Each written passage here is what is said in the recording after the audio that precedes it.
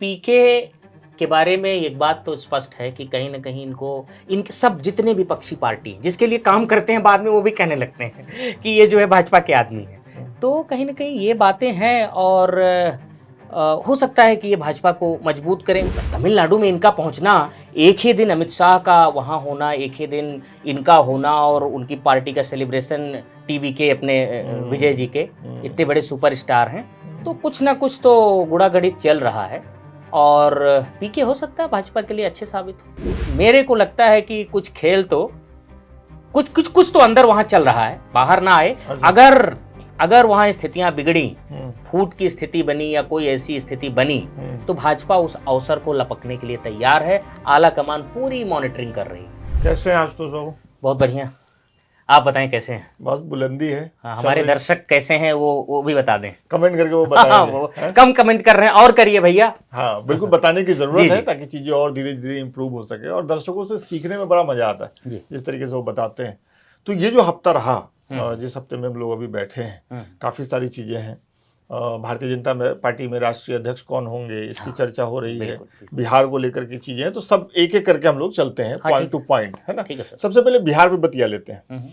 बिहार में ये चर्चा चल रही है, सरयू राय जो पहले बीजेपी में थे, अभी वो जदयू में है। झारखंड के लगभग मतलब सेकंड 2 में बड़े नेताओं में अगर गिना जाए तो सरयू राय हैं। सीनियरिटी में तो सबसे सीनियर है, लेकिन वैसे उन्होंने कहा कि बीजेपी को घोषित कर देना चाहिए, एनडीए के नेताओं को घोषित कर देना चाहिए नीतीश कुमार का नाम। जदयू लगातार ये कह रही है। भारतीय जनता पार्टी के खाने क्या कुछ चल रहा है, क्या तैयारी है? देखिए, चूंकि बिहार में चुनाव इस साल का एक ही चुनाव है, तो पत्रकारों के लिए मसाला जो भी मिलना है वो वहीं से मिलना है। तो मैंने किसी पार्टी के लीडर से पूछा, हमने कहा भाई जब आप लोग कह रहे हो, आपके सारे बड़े नेता कह रहे हैं नहीं जी नीतीश जी सबसे बड़े नेता हैं हमारे और वो हमारे अगले नेता भी हैं अभी के, सब कुछ वही हैं। तो हमने कहा भाई वो जब कह रहे हैं तो उनको सीधा सीधा क्यों नहीं घोषित कर देते हो? एनडीए कितने लोग हैं, सब लोग मिलकर कर दो। तो नेताजी ने कुछ गोल मटोल जवाब दिया। उन्होंने कहा अभी तो चुनाव में वक्त है, 8-9 महीने का वक्त है, अभी और काम है, एनडीए अपनी तैयारी कर रही है। तो यहाँ 2 चीजें मुझे समझ में आई जी।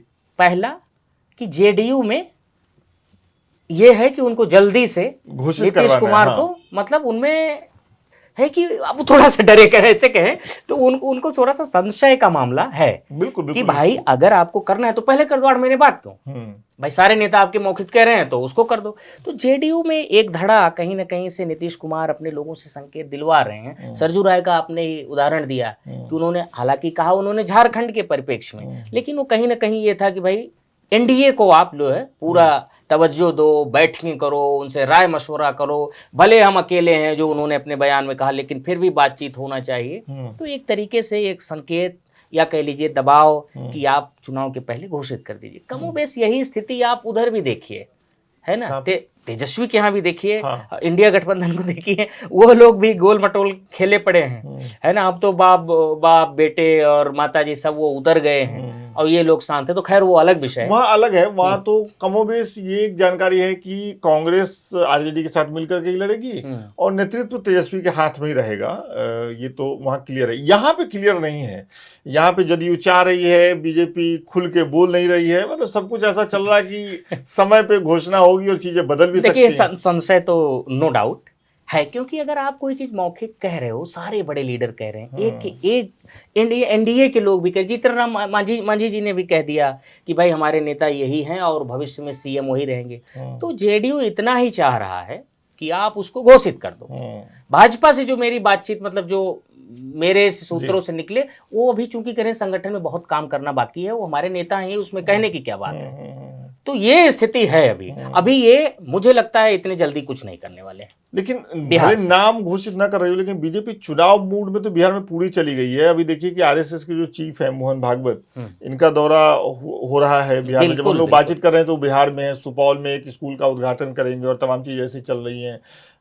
क्या है आरएसएस की तैयारी बिहार में? देखिए आरएसएस तो जाहिर सी बात है, वो उनके अपने योजना होती है, अपना काम होता है। लेकिन अभी हम बात करें कि वो गए हैं अन्य कामों में, तो आपके भी चेहरे पर मुस्कुराहट आ जाएगी। तो कहीं ना कहीं आप देखेंगे जो भी चुनावी राज्य होता है उसमें समय से पहले संघ अपना कदम ताल बढ़ा देता है, लोगों से संपर्क बढ़ा देता है, बातचीत बढ़ा देता है, लोगों के घर आना जाना शुरू हो जाता है, लोगों का मन आंकना, जो सबसे संघ का कोई सर्वे भाई साहब फेल नहीं होता, उनके यहाँ जो इनपुट होता है बहुत ग्राउंड इनपुट होता है और बहुत पक्का इनपुट होता है। कैसे काम करते हैं वो, मतलब अब क्या उनका सिस्टम देखो होता है? भैया, उनका कोई ऐसा वो किताबी मैकेनिज्म नहीं है। अच्छा। उनका जो भी है वो डोर टू डोर मैकेनिज्म है ना। उनके अपने लोग होते हैं, लोगों के बीच उठते बैठते हैं, उनकी छोटी छोटी टोलियां होती हैं, प्रांत की होती हैं, इवन गाँव की, और खासकर जो अपना छोटे छोटे जगहों पे जिनको कोई नहीं पूछता, उनके यहाँ भी संघ में उपक्रम है, उनके लिए भी काम करते हैं, उनके हित के लिए काम कर सकते हैं।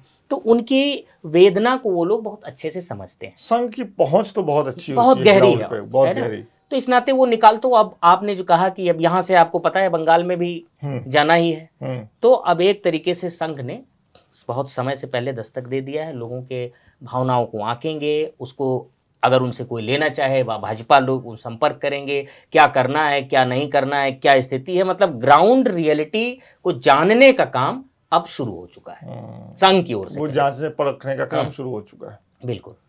बिहार में एक और दिलचस्प एंगल है इस बार, प्रशांत किशोर। प्रशांत किशोर को लेकर के अब मैं मिला था जदयू में कुछ नेताओं से, तो उन्होंने खारिज तो नहीं किया, लेकिन उन्होंने दबी जुबान में ये कहा कि ये बीजेपी का सेट किए हुए हैं। आरजेडी भी यही कहती है। प्रशांत किशोर कहते हैं कि हम पूरा बिहार बदलने आए हैं। उन्होंने पदयात्रा भी की, लंबा उनका पूरा काम रहा। मैं आपसे ये जानना चाहता हूँ कि प्रशांत किशोर को लेकर के बिहार चुनाव को जोड़ करके बीजेपी की बैठकों में कुछ चर्चा होती है? कुछ आकलन बीजेपी के लोग भी तो करते ही होंगे कि भाई प्रशांत किशोर इतना नुकसान करेंगे तो नीतीश कुमार कमजोर होंगे, तो हमारी सीटें मजबूत होंगी। कुछ चलता है प्रशांत किशोर? देखिए, पीके के बारे में एक बात तो स्पष्ट है कि कहीं ना कहीं इनके सब जितने विपक्षी पार्टी जिसके लिए काम करते हैं, बाद में वो भी कहने लगते हैं कि ये जो है भाजपा के आदमी है। तो कहीं ना कहीं ये बातें हैं, और हो सकता है कि ये भाजपा को मजबूत करें, हो सकता है भाजपा ही इनको जो है, क्योंकि जिस तरीके से आप देखिए ये तमिलनाडु में पहुंचे हैं विजय के पास, है ना, तो कहीं ना कहीं मामला तो कुछ है। आपका भी सेंस कहता है ये? हाँ, मेरा ये, आपका जर्नलिस्टिक सेंस ये कहता है कि कहीं ना कहीं कुछ है, कुछ तो है इनका इतना एक्टिव होना, क्योंकि और वहीं एक्टिव होना जहां बीजेपी को मदद की जरूरत है। तमिलनाडु में इनका पहुंचना, एक ही दिन अमित शाह का वहां होना, एक ही दिन इनका होना, और उनकी पार्टी का सेलिब्रेशन टीवी के अपने विजय जी के, इतने बड़े सुपरस्टार हैं, तो कुछ ना कुछ तो गुड़ागड़ित चल रहा है, और पीके हो सकता है भाजपा के लिए अच्छे साबित हो। अच्छा, चलिए बिहार से चलते हैं थोड़ा सा महाराष्ट्र। और मैं ये देख रहा हूँ कि महाराष्ट्र की राजनीति जो है वो इन दिनों इस हद तक गरमाई हुई है कि कई बार दिल्ली से उतनी खबरें नहीं आ रही जितनी महाराष्ट्र से आती हैं। आप देखिए, महाराष्ट्र की जो सरकार है, राज्य सरकार, वो कई मोर्चों पे घिरी हुई थी। वहाँ एक सरपंच की हत्या हुई थी, उसमें एक महाराष्ट्र सरकार के जो एनसीपी अजीत पवार गुट के नेता हैं, उनका नाम आ रहा था, उनका इस्तीफा भी हो गया। उस पे सरकार घिरी हुई थी। एक केंद्रीय मंत्री की बेटी के साथ छेड़छाड़ हो गया था, उस पे राज्य सरकार घिरी हुई थी। अब वो आदमी आ गए और उन्होंने औरंगजेब की तारीफ कर दी और वो उत्तर प्रदेश के विधानसभा में मुद्दा बन गया, महाराष्ट्र में मुद्दा बन गया। वहां तो पूरा मामला ही चेंज हो गया, सेंटीमेंट ही बदल गया, सेंटीमेंट ही बदल गया। महाराष्ट्र को लेकर के एक चीज और जो चर्चा में है वो ये है कि एकनाथ शिंदे और देवेंद्र फडणवीस के बीच में जो कलह हुई, जो खींचातानी हुई, उसके पीछे की कहानी जो कुछ लोग कहते हैं, मैं आपके सामने रख रहा हूं, बाकी आप बताइएगा आपके सोर्स क्या कह रहे हैं। कि एकनाथ शिंदे मिले अमित शाह से, अमित शाह को उन्होंने कहा कि मुझे मुख्यमंत्री बनना है महाराष्ट्र का, मैं उप मुख्यमंत्री के पद पे कंफर्टेबल नहीं हूं। तो अमित शाह ने उनको इशारा दिया कि भाई आप अपनी पार्टी का विलय कर लीजिए बीजेपी में, हम तब सोचेंगे। आपको लगता है कि ऐसी कोई बैठक हुई है, ऐसी कोई बातचीत हुई होगी, इसकी कोई गुंजाइश है? जो मेरी जानकारी है उसमें ये पूरी तरीके से बेबुनियाद एकदम बकवास मामला है। ऐसा कोई शर्त लेके वो ना यहाँ आए थे, ना इनसे ये कहा गया कि तुम जो है सब कुछ खत्म कर लो। इसके पीछे का खेल कुछ और है। क्या है? इसके उन्हीं के लोग हैं। अब आपको पता ही होगा एक नाम उद्धव गुट में जो सबसे ज्यादा बयान देने के लिए जाने जाते हैं, संजय राउत। तो ये संजय राउत साहब के दिमाग की एक उपज है, खुराफात है कि इस तरीके का मामला चल रहा है। आप सोचिए कि एक फुल फ्लैश पार्टी जो एक बहुत बड़े वृक्ष को हटा के पैरेलल खड़ी हो गई है, आज वो एनडीए में उनके नेताओं के जो टॉप लीडर हैं भाजपा के, उनके बगल वाली कुर्सी में ऐसे करके बैठते हैं। आपको क्या लगता है विलय करके उनकी क्या स्थिति होगी जी। पता है ना, कितने विधायक हैं और कितने मंत्री हैं देश भर में इसमें भाजपा के, चौथी पांचवी रो में उनको कहीं जगह मिलेगा भाजपा में आने के बाद। तो मुझे इतने कच्चे नेता शिंदे साहब, नहीं लगता, एक नाथ नहीं लगते फिलहाल। तो ये पूरी तरीके से संजय राउत के दिमाग का खुराफात है मेरे हिसाब से, माफ करिएगा, लेकिन नहीं, माफी मांगने की जरूरत नहीं है, आपको जो लग रहा है आप बताइए। हाँ यही मेरे को, आप ही का मंच है तो आप बताइए। हाँ तो मैं यही कहूंगा कि ये भाजपा से ऐसा ना कोई, ना वो शर्त लेकर आएंगे और ना ये बात कहेंगे। बहुत बड़े नेता बहुत ज्यादा बातें नहीं करते, ये सब इशारों में बातें, इशारों। मैं जहां तक जानता हूं अमित शाह जी को बहुत थोड़ा ही मैंने सुना है, पढ़ा है, जितना देख रहा हूं बहुत कम बात करते हैं, बहुत सॉलिड पढ़ने सुनने से ज्यादा आप तो बीट कवर करते, मिलते भी होंगे, देखते भी होंगे, उनका हाव भाव, वो बहुत कम बातचीत करते हैं, मैं सीधी बात बताऊं, और बहुत टू द पॉइंट बात करते हैं, है ना। तो वो ये ऐसी छोटी बातें वो फिलहाल सवाल ही नहीं उठता। वो ये कहें कि तुम अपनी पार्टी भी लेकर लो, कहने के लिए उनके पार्टी में 20 लोग हैं, उनके संगठन में 300 लोग हैं जो जाकर बताएंगे कि आप ये करो, कहलवाएंगे, बड़े नेता कहलवाते हैं। यस, यही मैं कहना चाह रहा था, वो कहलवाना होगा तो कहलवा देंगे। ये सब फालतू बात है, ये सब संजय राउत के। तो ये फिर अभी जो एकनाथ शिंदे और देवेंद्र फडणवीस में जो एक कलह दिखी, एक मनमुटाव तो दिखा, भाई देवेंद्र फडणवीस जो है वो उनके मामले खोल रहे हैं पुराने, उनकी सरकार के बने हुए, एकनाथ शिंदे बयान दे रहे हैं कि मुझे हल्के में कोई ना ले। तो ये इस कला का क्या मतलब है? भैया ऐसा है, आप देखिए, जब आप एसी कार से उतरते हैं और सीधे रिक्शे पे बैठते हैं, या कह लीजिए कि नॉर्मल बस में बैठते हैं, तो पसीना उसीना होने लगता है ना, सुख दुख पता चलने लगता है सब कुछ।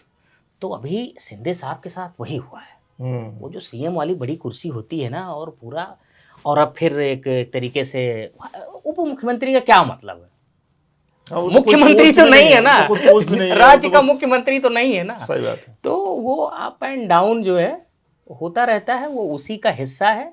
और उनके पास जो उनके मुस्तकबिल में है, जो भाग्य में है, उसे स्वीकार करने के अलावा फिलहाल उनके पास कोई रास्ता शेष नहीं है, क्योंकि केंद्र में उतनी पकड़ उनकी है नहीं कि भाजपा की केंद्रीय राजनीति को डिस्टर्ब कर देंगे, है ना। और उन्होंने एक बड़ा अच्छा, जब इनको सीएम बनाया गया था शिंदे साहब को, और इनको कह दिया गया कि डिप्टी करो, तो उन्होंने एक विधानसभा में शायद कहा था कि मेरा पानी उतरता देख, हाँ, घर मत बसा लेना, मैं घर मत बसा लेना, बिल्कुल, मैं समंदर हूँ, मैं लौट कर आऊंगा। तो मैं उन्हें बहुत मजा हुआ खिलाड़ी मानता हूँ। और अगर वो मुख्यमंत्री की, वहाँ के महाराष्ट्र के मुख्यमंत्री ना होते, तो मैं उनको केंद्र में भाजपा के राष्ट्रीय अध्यक्ष का प्रबल दावेदार मानता। अब ये राष्ट्रीय अध्यक्ष वाली बात आपने अच्छी कह दी। आपने मेरी यही पकड़ लिया। मैं देख रहा हूं कि तमाम समाचार चैनलों में कुल जमा 6-7 नाम चल रहे हैं इस वक्त। आप एक एक करिए, आप बताइए नाम। पहले तो आप बताइए कि आपको इन नामों से आप सहमत हैं कि नहीं? केंद्रीय मंत्री शिवराज सिंह चौहान का नाम चल रहा है, तो इन पे चर्चा करते चलें कि आप बताइए? सवाल मेरा दूसरा है। ठीक है। केंद्रीय मंत्री शिवराज सिंह चौहान का नाम चल रहा है, धर्मेंद्र प्रधान का नाम चल रहा है, ये भी केंद्रीय मंत्री हैं, मनोहर लाल खट्टर जो है इनका भी नाम चल रहा है, भूपेंद्र यादव का भी नाम चल रहा है, और 2 महिलाएं हैं जो साउथ से, उनका भी नाम चल रहा है। मेरा सवाल आपसे ये है, क्योंकि बीजेपी में हम सब देखते आए हैं, कई सालों से मैं देख रहा हूँ कि जो नाम चलते हैं जिस पोस्ट के लिए, वो नहीं बनते हैं। तो मेरा सवाल ये है आशुतोष, कि ये जो नाम चलते हैं और ये जो पत्रकार नाम चलवाते हैं अपने अपने संस्थानों में, टीवी पे जो फ्लैश होता है, ये नाम चलते कैसे हैं? चलवाता कौन है?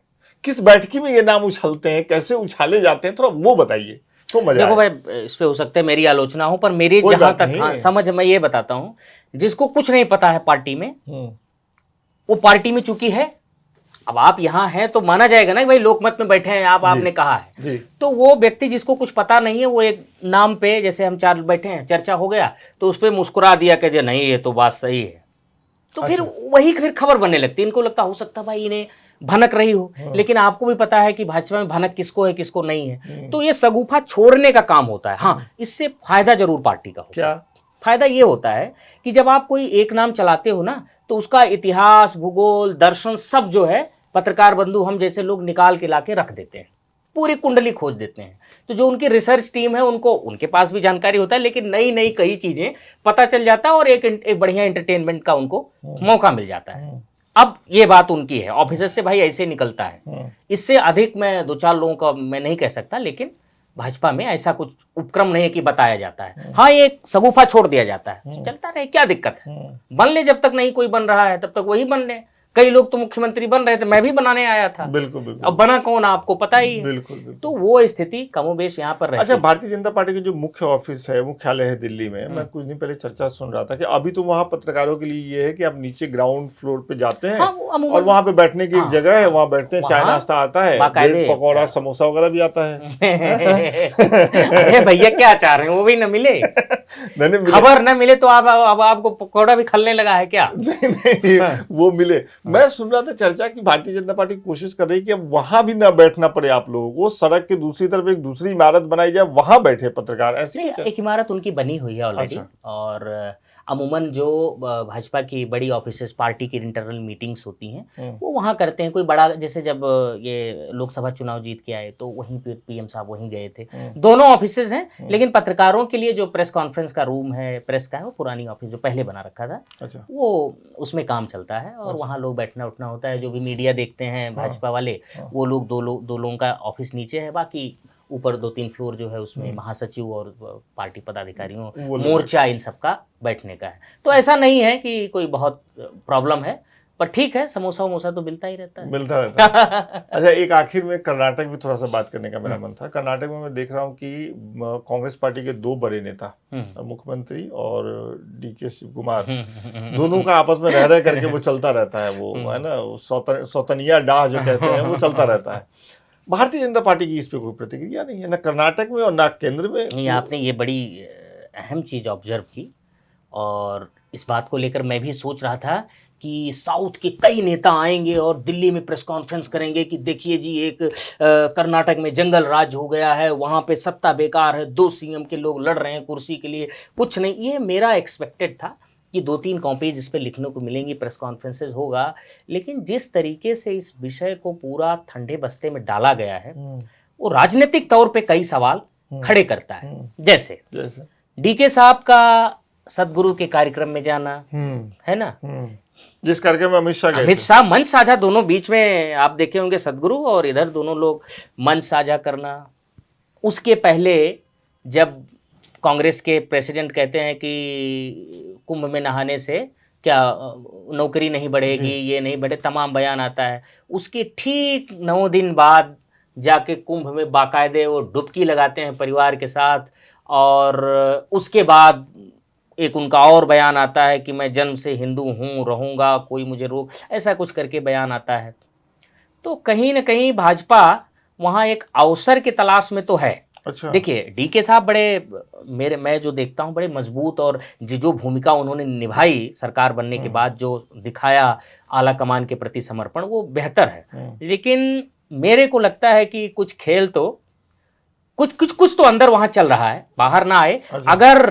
अगर वहाँ स्थितियां बिगड़ी, फूट की स्थिति बनी या कोई ऐसी स्थिति बनी, तो भाजपा उस अवसर को लपकने के लिए तैयार है। आला कमान पूरी मॉनिटरिंग कर रही है। अच्छा। राज्य की सिचुएशन क्या है, क्या हो सकता है ना, कितना ये लोग, क्योंकि मजबूत तो है ही। देखिए, लोकसभा चुनाव में भी इनकी स्थितियां कोई, तो अब जनाधार तो उनका हो गया है। तो उस अवसर का लाभ जो है, आपने देखा ही होगा मध्य प्रदेश में क्या हुआ था, है ना, वो कितने 19 महीने 18 महीने का था। हाँ, यही मामा ने खेल कर दिया था।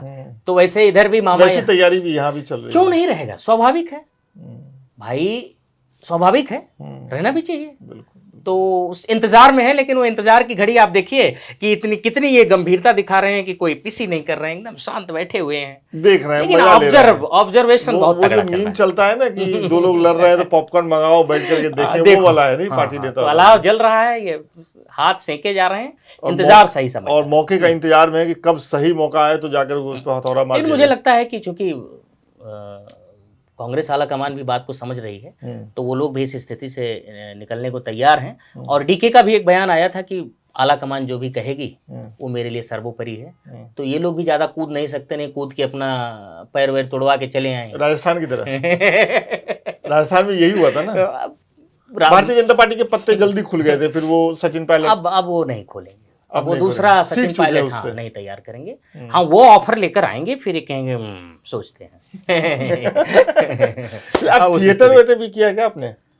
थिएटर किया तो नहीं, पर मेरी रुचि बहुत है उधर, है ना, वो दिखता है आपकी बातचीत में। मेरी बड़ी रुचि है। हाँ। और अब तो भैया वही है कि अपने अवधि में कहावत है कि भूल गए राग रंग, भूल गए खजड़ी, 3 चीज याद बा, नून तेल लकड़ी। तो अब तो उसमें लग गए, एक समय था मजा आता था उसमें, चलिए रुचि थी अपनी। हम लोग बातचीत में ही थिएटर को कोशिश करेंगे कि आपके अंदर का जो एक्टर है उसको निकाल क्यों के लाने नहीं, की क्यों कोशिश नहीं, करें। हमारे भाई लोग नाराज ना हो कि ये क्या नौटंकी शो बना लिया है। तो हमारी बात करने की थोड़ी शैली ऐसी ही है। नहीं नहीं, तो कोई बात नहीं, उससे कोई कई बार लोग नाराजगी, बुरा मान जाते हैं, कई लोग कोई मुस्कुराते हैं। नाराजगी नहीं है। हम, मुझे अपने दर्शकों पे भरोसा है, हम लोग जो भी बातचीत करेंगे बस मौके और मार्के की बातचीत करेंगे ना, पब्लिक पसंद करती है। हाँ ठीक है, तो जारी रहेगा। चलिए फिर भेट होती है बिल्कुल ऑफ बिल्कुल। कैमरा के अगले ओके, एपिसोड में। बहुत बहुत थैंक शुक्रिया। यू, मिलते हैं आपको।